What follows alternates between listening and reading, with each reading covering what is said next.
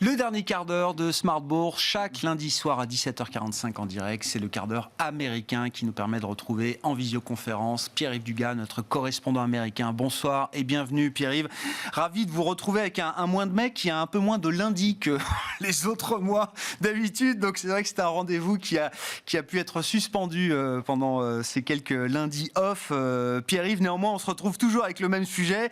Le plafond de la dette qui approche, la date X autour du 1er juin. Pourquoi est-ce que c'est aussi compliqué en 2023, cette question du plafond de la dette, Pierre-Yves? Alors d'abord, sur la détermination de la date X, il faut quand même signaler que le Trésor américain est très surpris de voir que les recettes fiscales ne sont pas aussi élevées que prévu. Il manque en gros par rapport à l'année dernière, de janvier à avril, 250 milliards de dollars sur lesquels on comptait plus ou moins et qui ne sont pas là.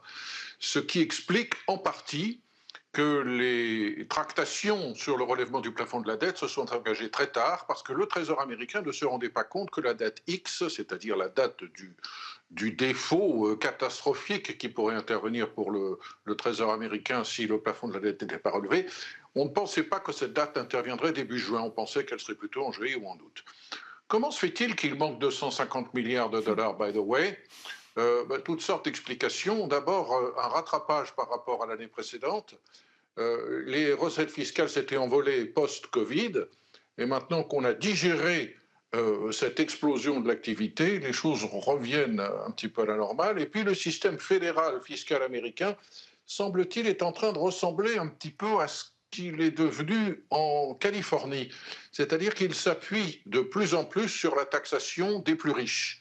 Et quand il n'y a pas de plus-value, et c'est le cas puisque l'an dernier, ce n'est pas moi qui vais vous l'apprendre, les marchés se sont effondrés, eh bien il y a beaucoup moins de recettes fiscales que d'ordinaire. Et puis il y a aussi la répercussion de l'inflation sur le paiement des impôts. En gros, beaucoup d'entreprises ont tout de suite profité de l'inflation en termes de recettes, mais leurs coûts nouveaux déclarés ne sont intervenus que cette année.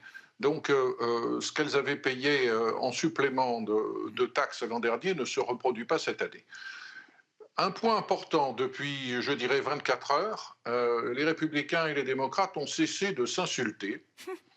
Ils semblent en train de discuter sérieusement d'un moyen de déterminer dans quelles conditions le plafond de la dette pourra être réévalué.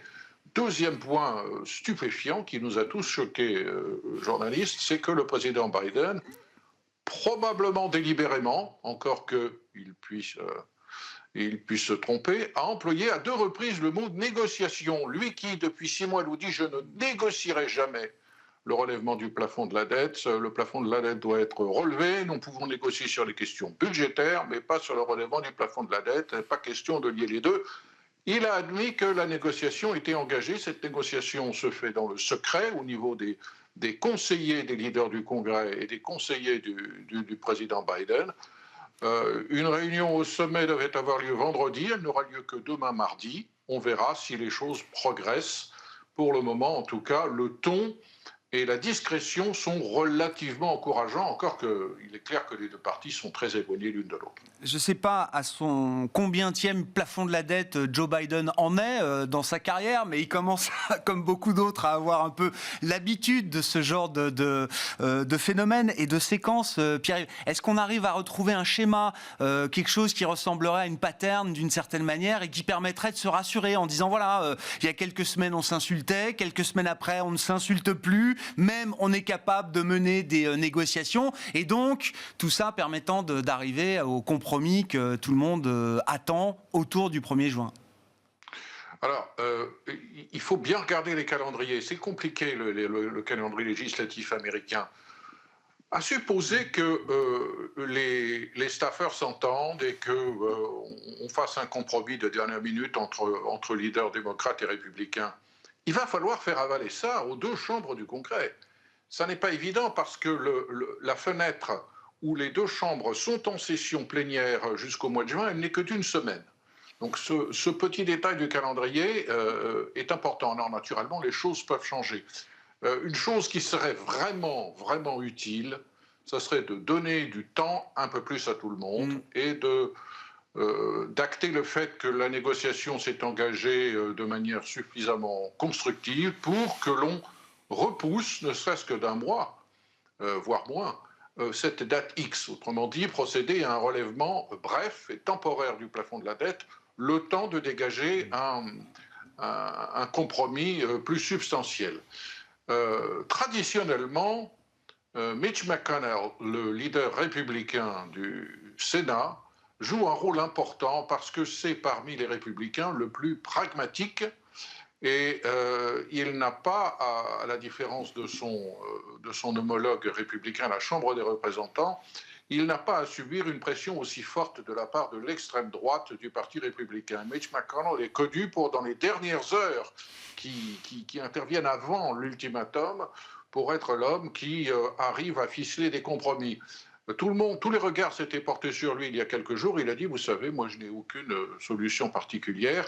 Et sa stratégie est clairement de laisser se disputer démocrates et républicains au niveau de la Chambre et de la Maison-Blanche pour voir ensuite comment lui pourrait recoller les morceaux. La mauvaise nouvelle, outre la détérioration de la situation fiscale des États-Unis, dans un pays où la récession n'a toujours pas commencé, mais où les recettes fiscales reculent, c'est quand même pas une bonne chose. L'autre mauvaise nouvelle, c'est que vraiment les deux parties sont très éloignées l'une de l'autre et que Donald Trump a voulu mettre son grain de sel dans ces négociations au cours des 72 dernières heures en disant mais oui, bien sûr, il faut menacer les démocrates du défaut. Et d'ailleurs, un défaut serait mieux aujourd'hui que demain. Et cette manière de vouloir annoncer la politique du pire est de nature à encore renforcer dans leur extrémisme la frange droite du Parti républicain à la Chambre des représentants, dont dépend malheureusement beaucoup le leader républicain Kevin McCarthy. Et ça ne facilite pas les choses à Kevin McCarthy d'avoir Donald Trump qui jette de l'huile sur le feu. Un autre sujet qui a retenu votre attention, Pierre-Yves, c'est cette campagne lancée par la droite religieuse contre la banque JP Morgan. Et oui, il y a une vingtaine de procureurs généraux d'États républicains auxquels se sont associés une grosse douzaine de trésoriers, ont envoyé une lettre à Jamie Dimon en lui disant « Mais qu'est-ce que c'est que la politique de JP Morgan en matière de fermeture de comptes ? Vous avez fermé les comptes de plusieurs organisations républicaines, religieuses. Vous êtes en train de vous rendre coupable de politique de discrimination. » Et ça va plus loin parce qu'une proposition a été préparée et va être soumise à un vote lors de l'Assemblée générale de JP Morgan demain, où on demande à JP Morgan de lancer une enquête sur la manière dont elle fermerait les comptes de gens qui sont trop à droite. Alors, JP Morgan se défend d'avoir une politique de discrimination à l'égard de la droite républicaine, se défend encore plus de faire la moindre discrimination en matière de convictions religieuses.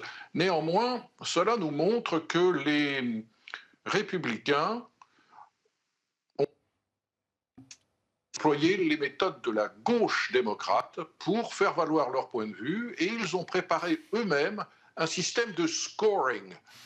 Lassé de voir la gauche établir des scores en matière de performance sur la promotion des homosexuels, sur la promotion, sur la lutte contre le carbone, sur la préservation de l'environnement, sur le financement des armes à feu, tous ces sujets qui sont des sujets éminemment politiques et culturels sur lesquels les entreprises américaines prennent des positions qui ne plaisent pas à la droite républicaine, eh bien la droite républicaine, elle, lance son propre système de scoring. Et on va voir un petit peu ce qu'il en sort. Le système s'appelle, je l'ai noté, Diversity Score Business. On demande en particulier aux entreprises américaines d'expliquer un petit peu leur position sur divers sujets culturels, de manière à leur attribuer un score pour savoir s'ils sont, je n'invente rien, bibliquement corrects. C'est bien, en pleine crise des dépôts bancaires aux États-Unis, on va politiser encore un peu plus la question des dépôts et des ouvertures de comptes. Ça me paraît tout à fait aller dans le sens de l'histoire, en tout cas de ce qu'on peut observer depuis quelques temps. Merci beaucoup Pierre-Yves. Pierre-Yves Dugas, correspondant américain, avec nous chaque lundi en direct à 17h45 dans le quart d'heure américain de Smart Bourse, rediffusé à 20h45 sur Bismart TV et que vous retrouvez surtout en replay et en podcast sur bismart.fr et sur l'ensemble de vos plateformes. Voilà pour cette édition ce soir. On se retrouve demain à 12h30 en direct sur Bismart.